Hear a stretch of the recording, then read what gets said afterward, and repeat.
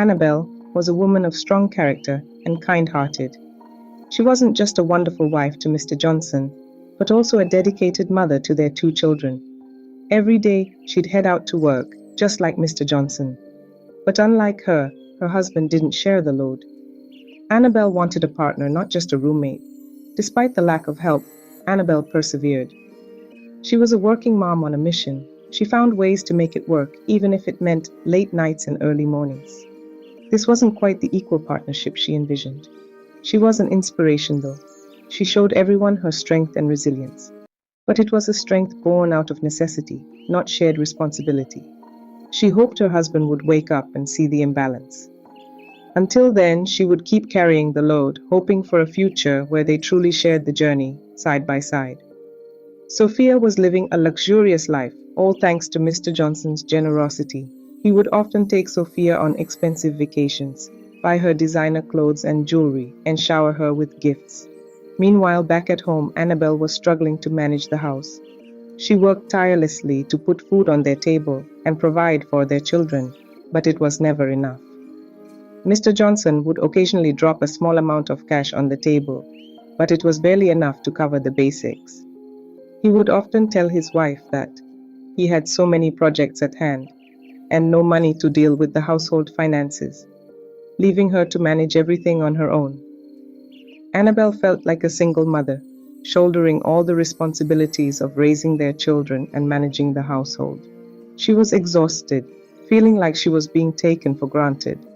She tried talking to her husband again and again, but he just shrugged it off, telling her she was being too dramatic. Mr. Johnson was tired. Taking his kids to school was hard, like climbing a big mountain in traffic. But then his side chick Sophia called.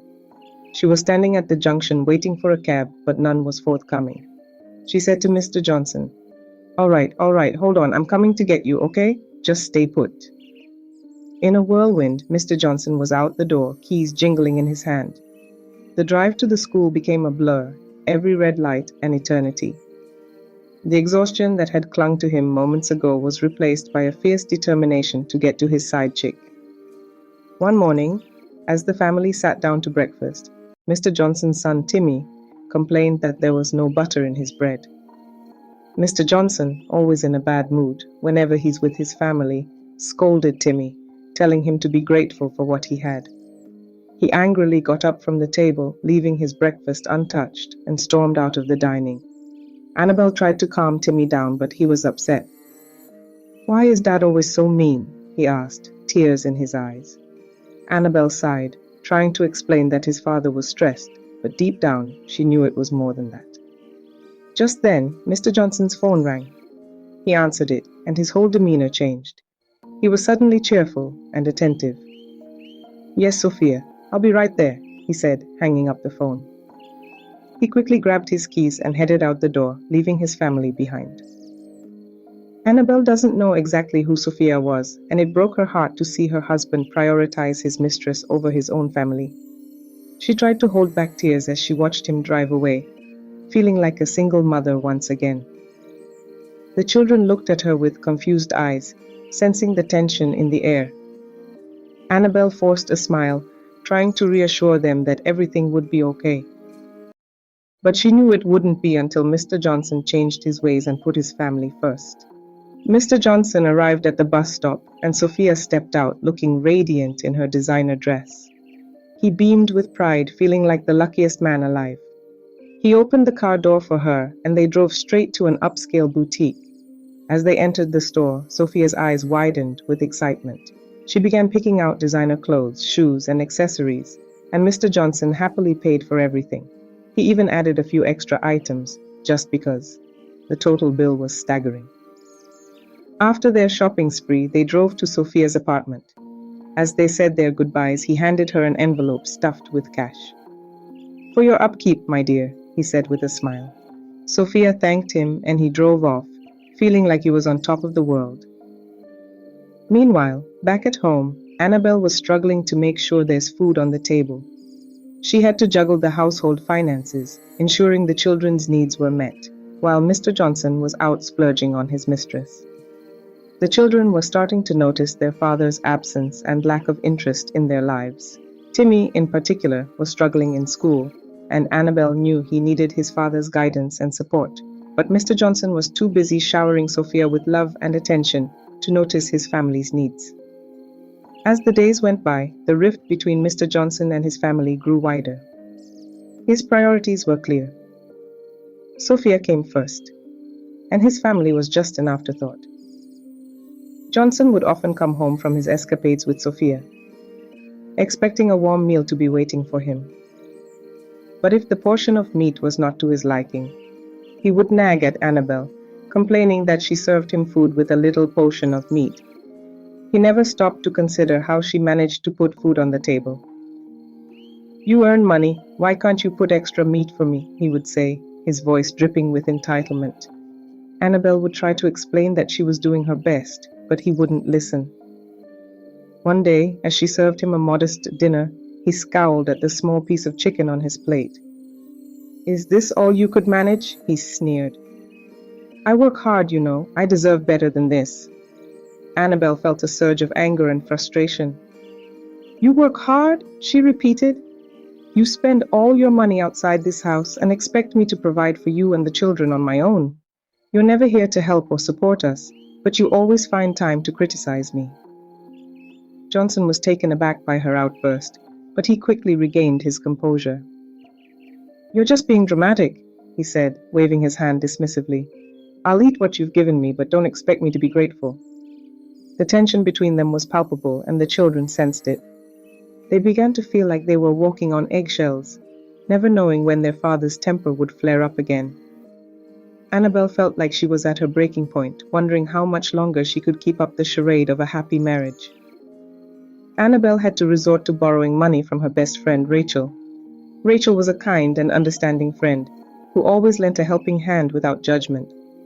Every month when Mrs. Annabelle's money ran out, she would call Rachel, and Rachel would send over some cash to help her friend out. One day, as Rachel was handing over the money, she looked at Annabelle with concern and asked, "Annabelle, how long are you going to keep doing this? You're basically married to yourself and he's off living his own life. What's keeping you in this marriage?" Annabelle sighed and shook her head. "I can't leave, Rachel. I have the kids to think about. Who would take care of them if I left?" Rachel nodded understandingly. "I know that's a big responsibility, but are you really doing them any favors by staying in a loveless marriage? They see how their father treats you, and it's not a healthy environment for them." Annabelle knew Rachel was right, but she couldn't bring herself to leave. She felt trapped, stuck between her desire to escape the misery and her sense of duty to her children. Mr. Johnson tossed and turned in bed. His wife, Annabelle, was peacefully asleep beside him, her gentle breathing the only sound in the room. But the same tranquility didn't extend to him.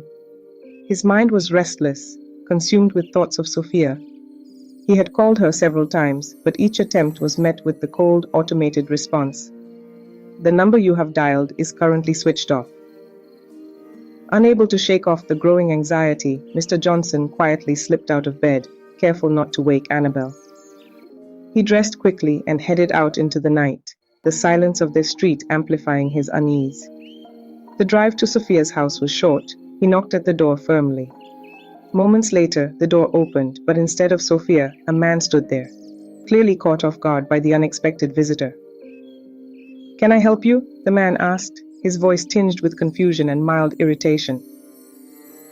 "I'm looking for Sophia," he said, trying to keep his voice steady. "Is she inside?" Johnson had been curious about the stranger he saw in Sophia's house. With a furrowed brow and a stern expression, he approached the young man. "Who are you?" Mr. Johnson demanded. The young man turned slowly, his eyes narrowing. Without a word, he stepped closer and, in a sudden, shocking move, landed a hot slap across Mr. Johnson's face.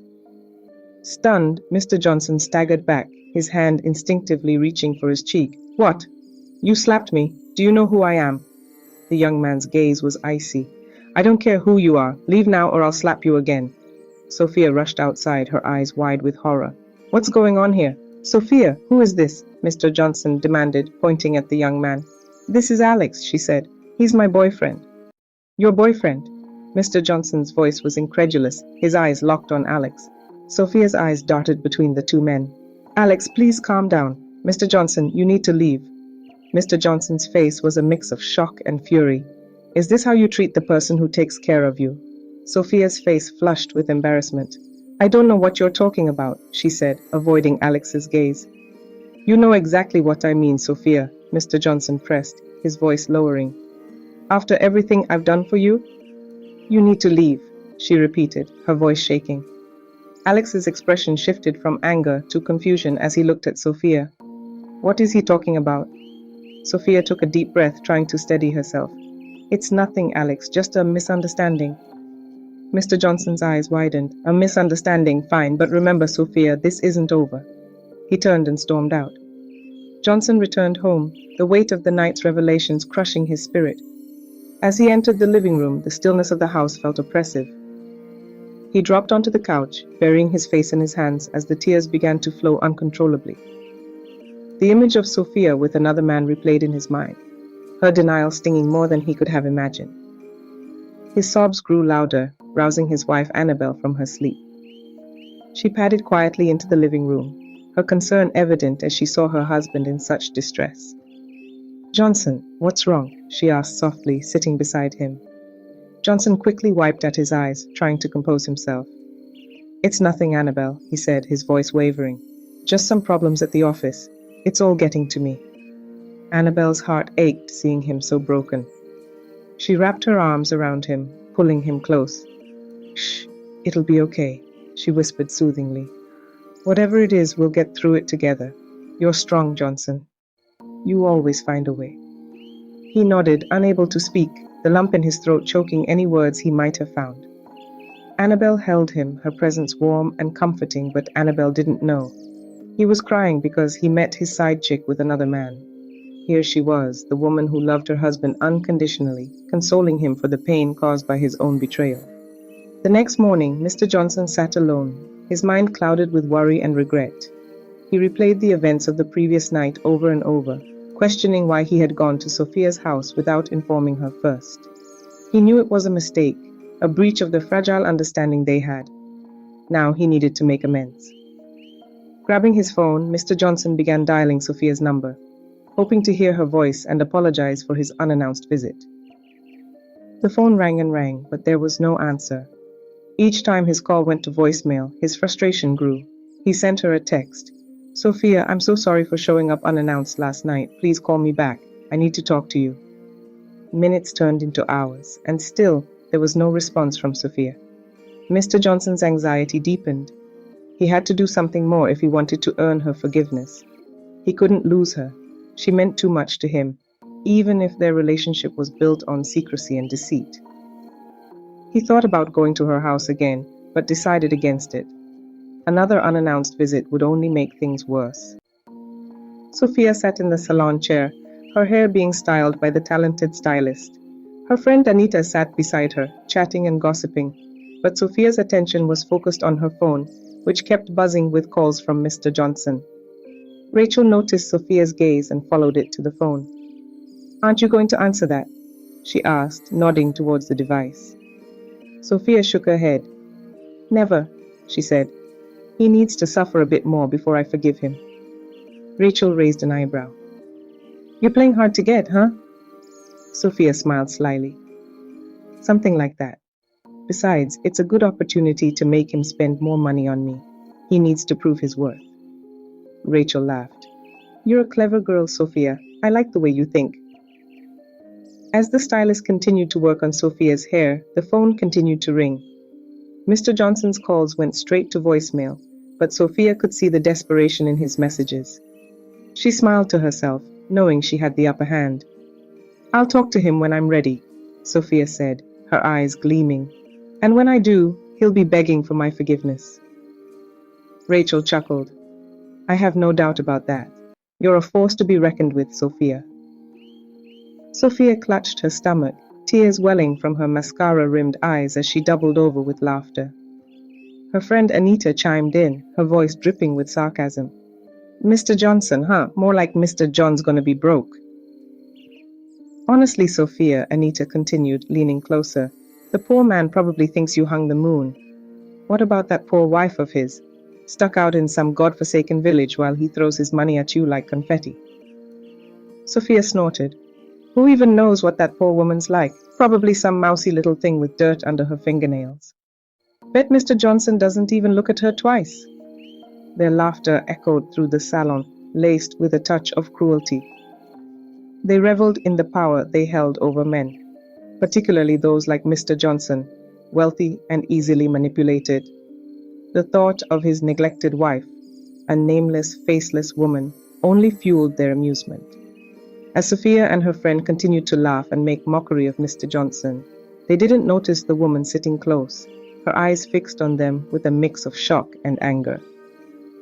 Mrs. Annabelle, Mr. Johnson's wife, had been sitting in the salon waiting for her appointment when she overheard Sophia's conversation. She couldn't believe what she was hearing. This was the woman her husband had been lavishing money on, the one he had been lying to her about. Mrs. Annabelle's initial instinct was to confront Sophia, but her friend, who had been sitting with her, held her back. Don't react, Annabelle, her friend whispered. It's not worth it. Just ignore her and think about what you need to do next. Annabelle took a deep breath and nodded, trying to calm herself down. She couldn't believe her husband had been so foolish, so blinded by his infatuation with this girl. She thought about all the times he had lied to her, all the times he had broken his promises, and her heart ached, but she refused to let Sophia see her pain. She would not give her the satisfaction. Instead, she sat quietly, her eyes fixed on Sophia, her mind racing with thoughts of what she would do next. Annabelle returned home looking very sad, her eyes reflecting a storm of emotions. She sank into the couch, her thoughts whirling with anger and disappointment. She couldn't believe how her husband Johnson had taken her patience for granted once again.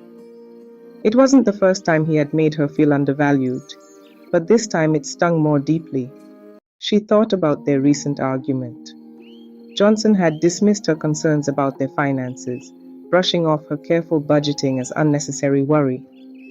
Annabelle had always been the one to keep their household running smoothly, balancing work, home, and their financial stability.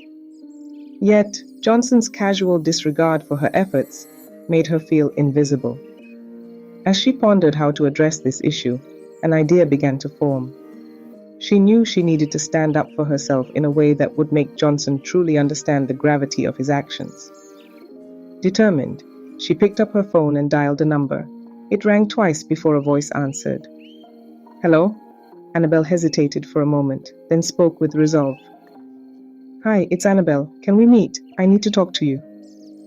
After a brief conversation, she hung up and quickly grabbed her bag. She left the house, her mind set on the meeting ahead. The person she called was her old friend back in the university days, Maxwell, a renowned computer wizard, known for his expertise in harking anything harkable. When Annabelle arrived, Maxwell greeted her warmly and led her into a cozy, sunlit office.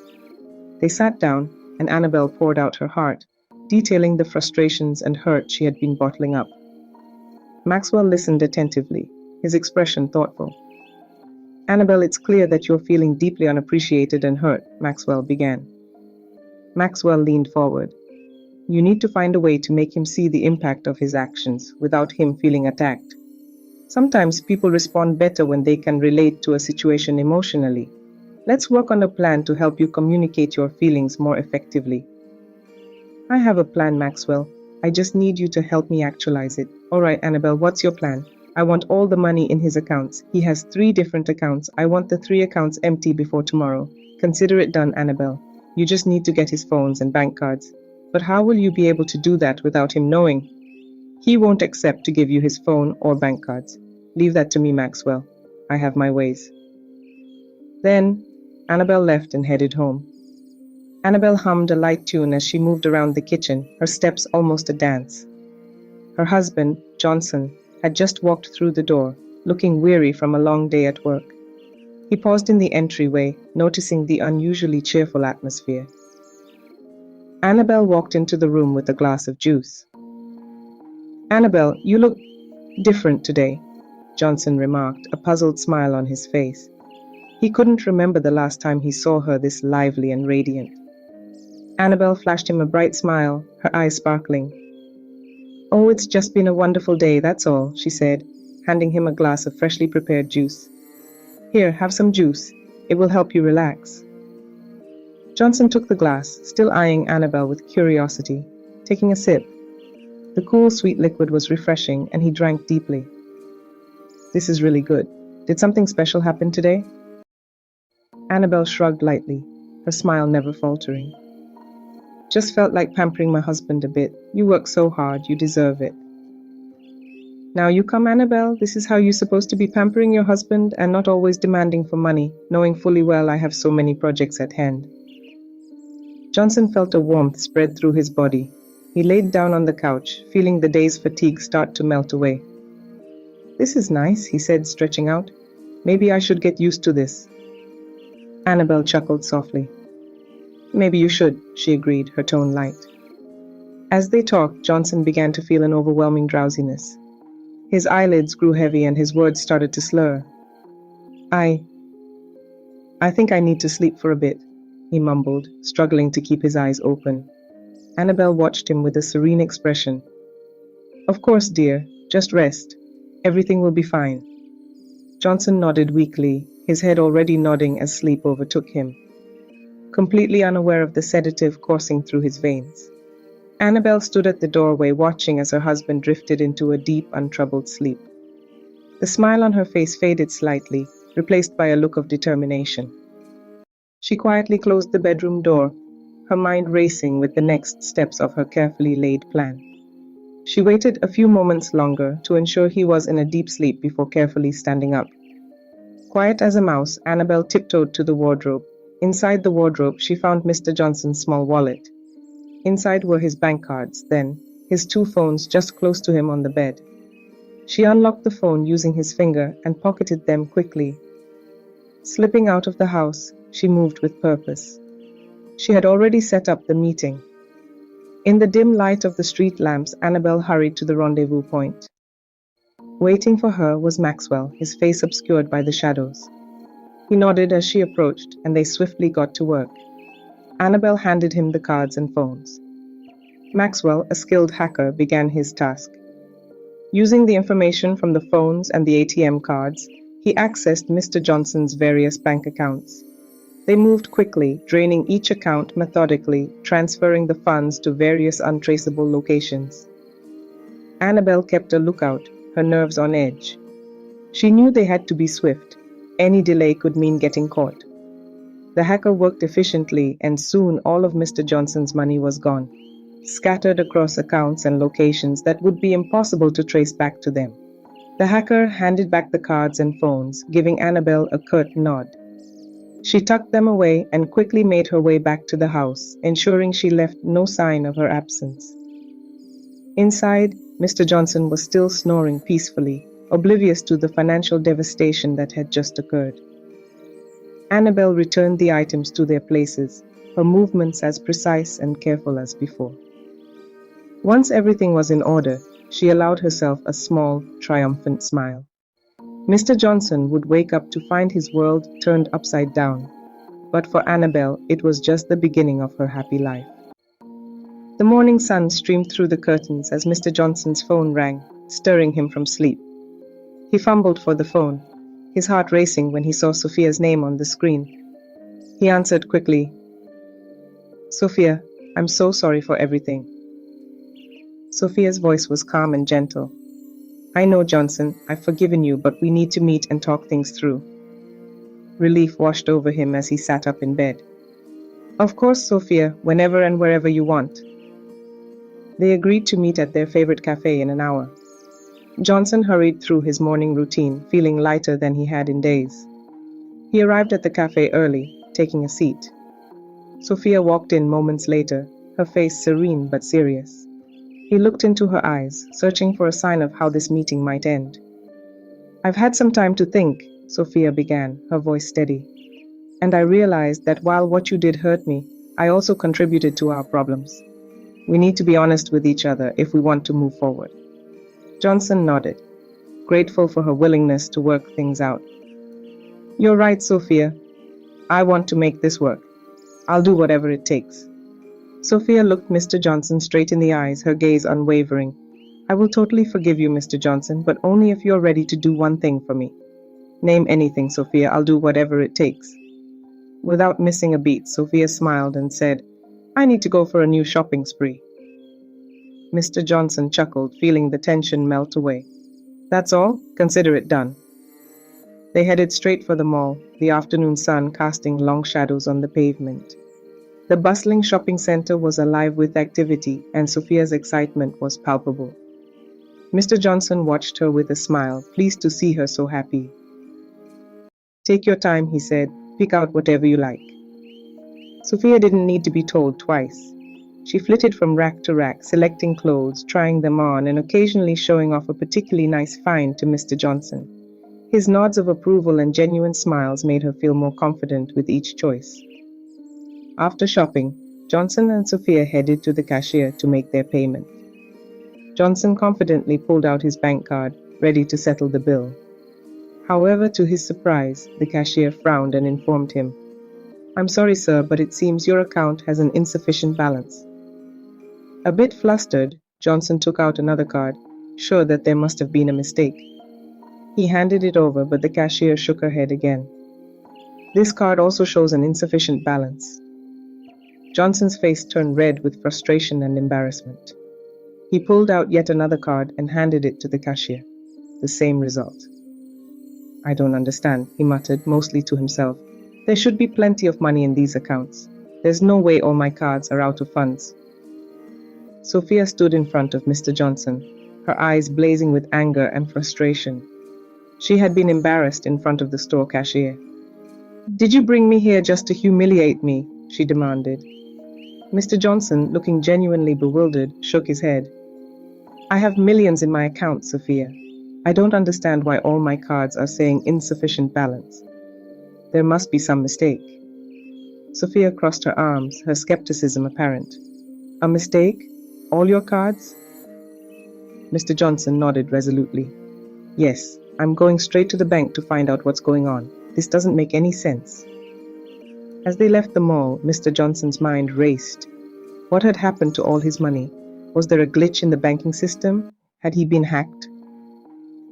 He checked his phone repeatedly, hoping for some notification or explanation, but nothing came through. The more he thought about it, the more he wondered if he was dreaming. The balance in his accounts had always been more than sufficient. He arrived at the bank, and Johnson stormed inside, heading straight to a teller. I need to speak with someone about my accounts. None of my cards are working, he said, trying to keep his composure. The teller, noticing his agitation, quickly directed him to a private office where a bank manager would assist him. Mr. Johnson explained the situation to the manager, who listened intently before tapping away on his computer. Mr. Johnson, it seems there have been several large transactions made from your account in the past 24 hours, the manager said, his expression turning serious. These transactions were flagged as unusual, but they were approved.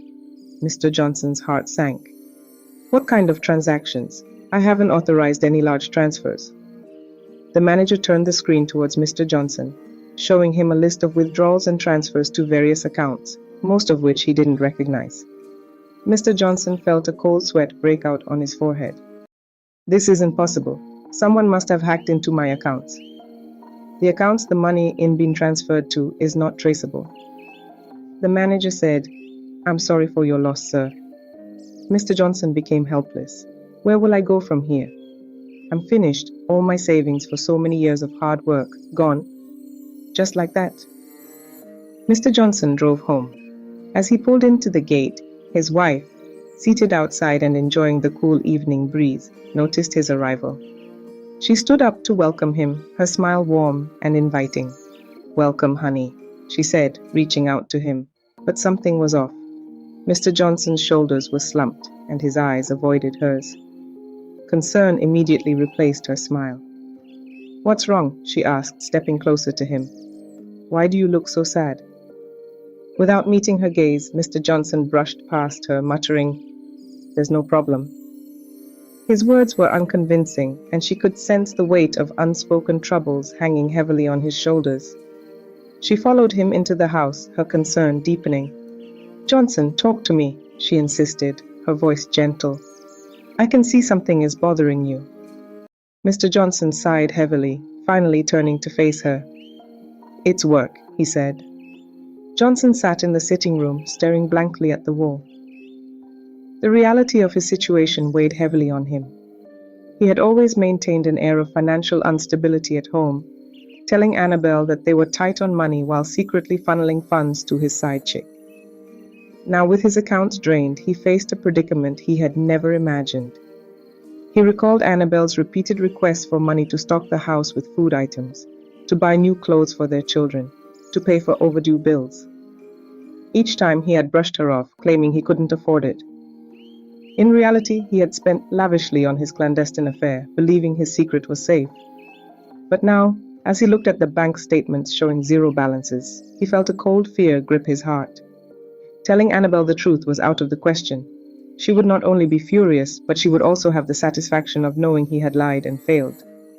He could already hear her voice, dripping with disdain, mocking him for his poor decisions. Annabelle's transformation was both sudden and startling. She seemed to exude a new vitality, her face glowing with a radiance that had been missing for years. Her days were now filled with songs, and the house echoed with melodies that brought a sense of joy and peace. Her children thrived in this new environment, basking in the warmth of their mother's love and the delicious meals she prepared. Each evening, Annabelle would whip up a feast for herself and the kids, savoring the flavors and the joy of their company.